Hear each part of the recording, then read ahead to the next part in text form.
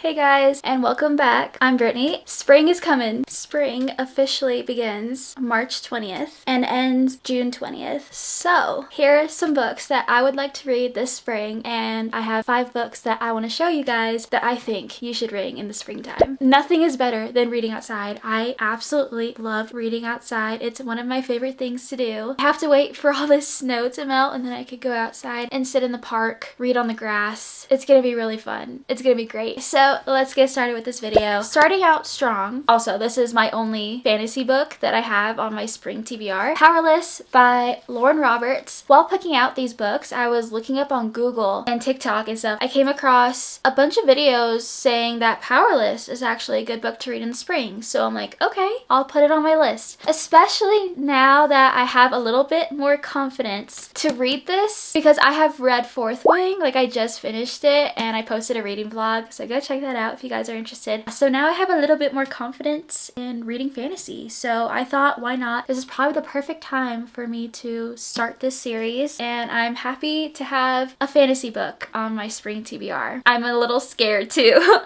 I'm just always gonna be a little nervous going into a fantasy book, but overall I'm really excited, and I do hope I get into this series because I want to join this fandom as well. I've just joined Fourth Wing's fandom, and now I want to join this fandom, so yeah. Okay, so next we have A Cowboy Romance, Done and Dusted and Swift and Saddled by Lila Sage. I also came across these books a lot on Book Talk, BookTube, that these are good books to read in the spring. I was gonna put some of Elsie Silver's books on this spring TBR, but then I looked it up and it said that it's more like summer-esque books. I don't know, I feel like this would be a good introduction to cowboy romances, and I'm really excited. I love the covers, very cool cartoon covers, and I think there's more books in this series. I just don't know how many, and obviously these are the only 2 books I have in this series, so I might have to go pick up the next book or next books if I like it. Next, Yours Truly by Abby Jimenez. This is the second book in the Part of Your World series. I loved Part of Your World. It was warm outside. I was reading at the dog park. It was just such a good time, and I cannot wait to get into this book. I'm not one to really read the back of the book. I think they're both doctors.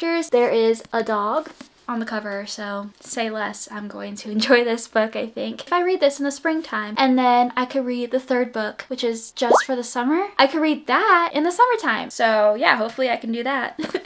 Next, we have Ali Hazelwood book. This is Love Theoretically. I really love this cover. It's orange and pink, and I think it looks really cool. I'm not gonna lie, I have no idea what this book is about. I'm not really gonna read the back to find out. I have only read 1 book by Ali Hazelwood, and that was The Love Hypothesis, and I did enjoy it. I heard some really good things about this book, so yeah, I'm excited to get into it. Next, we have Love and Other Words by Christina Lauren. I really would love to get to this book this spring because I've had this on my shelf for a very long time, heard nothing but great things. I feel like I'll really enjoy this and I'll eat this up. Next, we have A Novel Love Story by Ashley Poston. This is, I think, the only book I haven't read by her yet of like her newer releases. I believe she's coming out with a new book this year, and it's like something with music. I haven't read this yet, and it screams spring to me. The flowers at the bottom, and I love the colors. They're just very springy, so I absolutely love her other 2 books, The 7-Year Slip and The Dead Romantics, which I'll actually talk about later. She's always going to be an auto-buy author for me as well. I really love her writing. It's so nice. It's so easy. It's described as whimsical, romantic, and packed with charm. I'm trying to put more whimsicalness into my life. I just want to romanticize my life, and this might be one of those books that will help me do that. Again, another book that I would love to read outside on a blanket with some snacks and my favorite boba drink. Oh, this just sounds so great.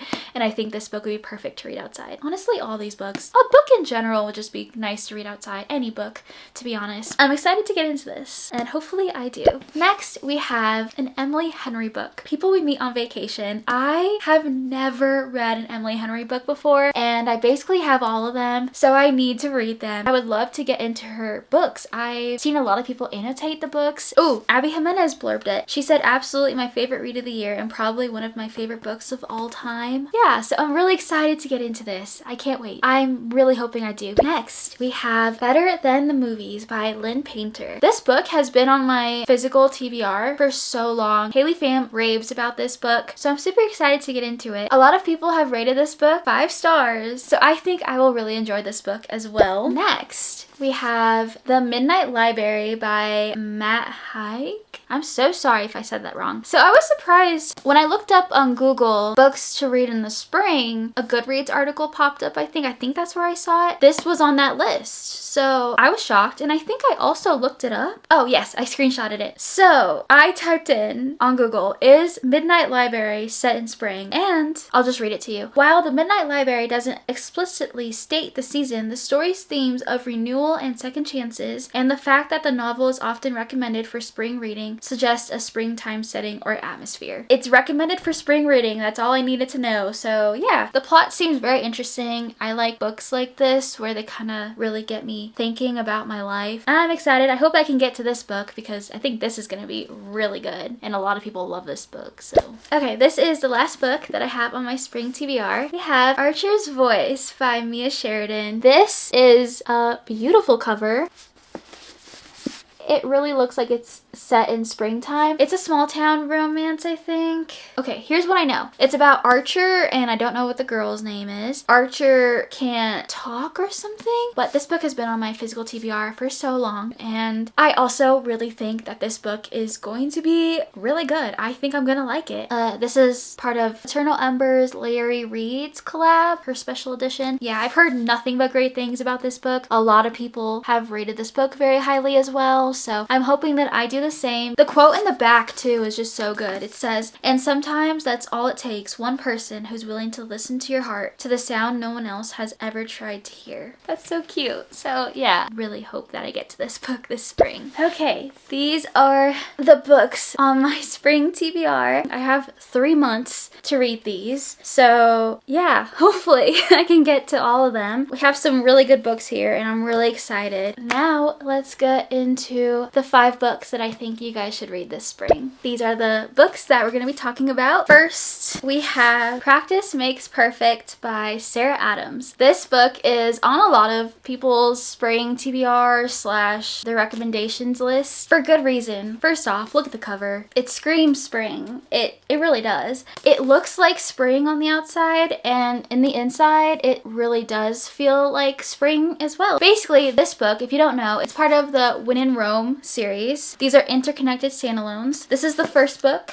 and this is the second book. These books are so perfect, honestly. Like, they're cute, fluffy romances. They take place in a small town. They're just easy reads. You just get lost in this cute world. They're really short too. You know, who doesn't like a short read? I'm talking 320-ish pages. Like, her books are super easy to read, and they're really fun. I really enjoyed both of these books. I need to pick up the 3rd book in this series. It's called Beg, Borrow, or Steal. I really need to get to that book. Next, we have another author that I really enjoy. That is Ashley Poston. Her writing is so easy, and this basically takes place in New York, and it's magical realism. There is a magical apartment. I don't want to say too much about it. I love the male main character in this book. Look at all those annotations. Scrapbooked inside my book because I loved it that much. I'm not gonna say anything else about it. Just go into it. It's so good, and it's just so sweet. And I think it'll be really nice to read this outside, nice weather. And we have her other book, The Dead Romantics. This one is paranormal romance. I really loved it. It was so cool, the concept. Ashley Poston has really good books, and I think they'll be really fun to read outside in the nice weather. Okay, so next, All the Bright Places by Jennifer Niven. I'm so sorry if I said that wrong, but this book is a sad one. I'm not gonna lie, it's a really sad book, but it is such a cute, sad love story, a romance. Like, this book really tugs on your heartstrings. This is a YA, so it's really easy to read, and it's also a Netflix film, which I need to watch it because I love this book so much. This is a 5-star read. I think I read this 2 years ago. It's just so cute. cute. It takes place in high school. So Violet and Finch live in a small town in Indiana. There's a lot of scenes where they're just outside and they're going on adventures and stuff. And the setting, while I was reading it, just picturing it in my head was just so nice. And it was just good weather. Like they were outside all the time and they were going on these cute little adventures together. And it seemed like it did take place in the warmer months because they were just like outside a lot. Yeah, so really loved it. And I think you guys would like it too. Check your trigger warnings if you have any triggers, because this might be one of them. There's talks of death and yeah, I don't want to say anything else. Just please check your trigger warnings because I cried so much.